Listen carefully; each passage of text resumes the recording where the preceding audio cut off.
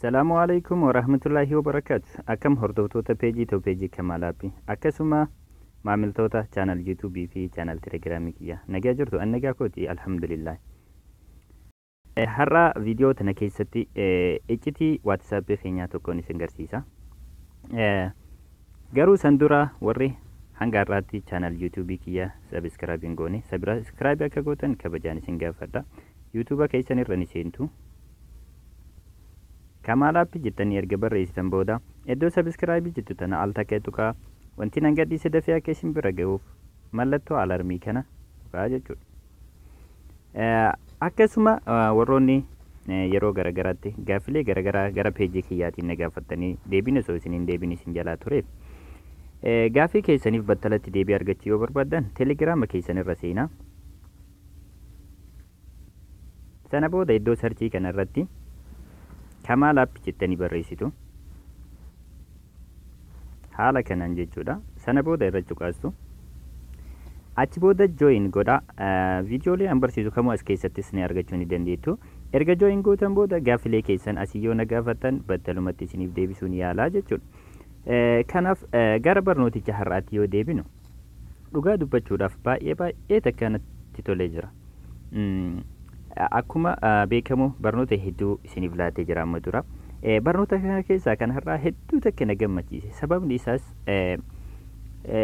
iccitii WhatsApp keenyaatiin wal qabata jechuudha. Akkuma beekamu WhatsApp keenya jechuun iccitii hunda keenyaati. Yeroo garagaraatti namoota garagaraa wajjin teekist meseejiinis ta'ee akkasuma footoo garagaraa, viidiyoo garagaraa akkasuma kooliidhaan ammas dookimentoota garagaraa gara WhatsApp kanaa walii erginaa jechuudha. Kanaaf iccitii hedduu WhatsApp keenya keessatti qaban. Yeroo kanatti egaa namoonni garagaraa fedhinnaa keenyaanis haa ta'u fedhinnaa keenya malee bilbila keenya yoo nu jalaa fuudhan iccitii keenya san salphumatti nu jalaa arguu danda'an jechuudha. Kanaaf hedduu ni cinqamna.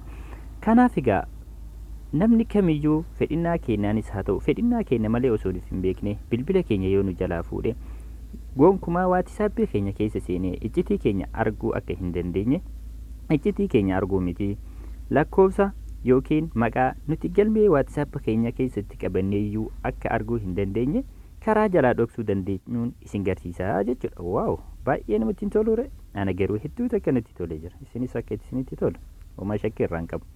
Kanaaf egaa mee jalqaba WhatsApp kiyya seenee isin haa agarsiisu. WhatsApp kun haala kanaan yoo seenne namni kamiyyuu bilbila kiyya yoo fuudhe haala kanaan seenee iccitii kiyya hubachuu danda'a jechuudha. Nama walii barreessu maal akka walii ergu maal akka walii barreessu haala kanaan na jalaa hubachuu danda'a. Akka hin hubanne gochuudhaaf mee isin garsiisa. Play Store keenya irra ni seenna. Aappii takka buufachuu nurraa barbaachisa. Erga seennee booda iddoo sarchii kana irratti WhatsApp jennee barreessina. Harka kana erga barreessinee irra cuqaasna. Isa jalqaba irratti isuma kana jechuudha. Kunoo isa kana bilbila keenya irratti gad buufannaa jechuudha. Bilbila keenya irratti erga gadi buufannee booda erga nuti open jenneeni haala kanaan nu dhufa. Mirga irraa gara bitaatti harkistuu jechuudha. Mirga irraa gara bitaatti haala kanatu isinii dhufa. Ammas gara mirgaatti harkistuu. Haaluma kanaan jechuudha. Mirga irraa gara bitaatti. Yogguu bakka kana geettan dhuftanii iddoo kana cuqaastu. Sana booda fuula kana fakkaatu isinii dhufa. Ammas iddoo kana cuqaastu. Kanatu isinii dhufa. Allow ka jettu kana dho'itu. Ammas allow ka jedhu dho'itu. Sana booda wanti akkanaa isinii dhufuu danda'a dhufuu dhabuu danda'a. Yoo ni fi dhufe ta'e WhatsApp bakka jedhu kanarratti dhooftu. Haala kanatti isinii dhufa. Bakka kanatti fiddaniitti right gootu. Haala kanaan dhufaa jechuudha. Sana booda yogguu isin kana dhooftan gara duubatti deebitanii bakka kana fakkaatu isinii dhufa. Continue jettaniini. Sana booda ammas kanatu isinii dhufa. Okay jettuun jechuudha. Wagguu isin kana okay jettaniini. Wagguu isin okay jettaniin fuulli kana fakkaatu isinii dhufaa jechuudha. Erga fuulli kana fakkaatu isinii dhufe jalqaba irratti wanti isin gochuu qabdan isa kana right gootu. Haala kanaan jechuudha. Sana booda okay jettaniin. Erga okay jettaniin booda gara gadiitti buutu. Sadarkaa lammaffaa irratti fake WhatsApp iddoo jedhu kana cuqaastu. Sana booda ammas fake WhatsApp kan jedhu tana right gootu. Sana booda okay jettuun. Gadi buutan eegaa okay jettaniin booda create fake shortcut kan jettu tana dho'itu ammas. Sana booda create shortcut kan jettu kana dho'itu. Ammas okay kan jedhu dho'itu. Tana booda gara duubaatti deebitu al tokko jechuudha. Ammas gara gadiitti buutu. Paaswordiin jalqabarratti isinii dhufu 1 2 3 hanga 4ti. Isin kana gara paaterniitti jijjiirachuudhaaf ammoo paattern lock kan jedhu kana dhoytu. Erga dhoytan booda ammas bakka kana dhoytu. Raayit gootu. Sana booda paatternii barbaaddan itti galfattu jechuudha. Fakkeenyaaf haala kanaan yoo itti galchitan isinii barbaadaa jechuudha. Achi booda continue kan jedhu dhoytu. Ammas confirm kan jedhu dhoytan. Deebitu paatternii itti galchitan san jechuudha. Sana booda confirm jettuuni fudhatee jira jechuudha. Erga kana gootan booda maal gochuutu isinirraa eegama? Keessa baatu. Gara duubaatti keessa baatu. Erga baatan booda mee feek waatsaappii san barbaannee finna. Kunoo akkuma beekamu feek waatsaappiin sun asitti bahee jira.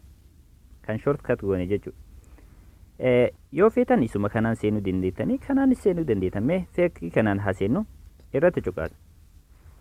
Yogguu nuti irratti cuqaasne haala kanaan nu dhufa jechuudha. Namni kamuu isin dooboo fuudhe waan takka arguu hin dandeessu. Chaatii keessan keessa yoo seeni unknown error reading messages jedhaan haala kanaan jechuudha. Haaluma isin argitan. Mistira dhifama iccitii keessan arguu miti maqaa nama isin bilbila keessan keessaa qabdanii arguu hin danda'u jechuudha. Akkana argitan asitti soma arguu hin danda'u. Koolii keessanis homa arguu hin danda'u jechuudha. Erga kana ta'e hoo nuti hoo akkamitti itti fayyadamna jechuun keessa hin oolu. Kanaaf asirratti bakka mallattoon pilaas jirtu kana al 3 dhooftu. Al 3 wagguu isin dhooftan paatternii keessan isin gaafataa jechuudha. Paaternicha keessan san itti galchitu. Sana booda haaluma salphaa ta'e kanaan isiniif banamaa jechuudha. Kun haala kanaan isiniif banama. Kanaaf egaa namni kamiyyuu isin duuba yoo fuudhe bilbila keessan yoo niifi jaalattanii isinitti kennitan seenuu hin danda'u. Iccitii keessan kamiyyuu arguu hin danda'u jechuudha. Kanaaf kaan iccitii keessan iccitii ofii eeggachuun eenyummaa ofii eeggachuudha. Kanaaf kaa hedduu takka na gammachiisee natti tolee jennaan dirqama lammummaa kootii bahuudhaaf isin biraan ga'e. Isinis dirqama lammummaa keessanii dirqama oromummaa bahuu keessa yoo barbaaddan viidiyoo tana hiriyoota keessaniif sheer godhaa. Yoo isinitti tole ammoo laayik gochuu hin dagatina. Ani kan isin wajji ture Kamaal Ibraahim peejiin too Kamaal Appidha. Gaaffii yoo gaafatan gara chaanaal telegiraamii kiyyaatiin haloo nan ji'a oggumaan isin dhaqqaba.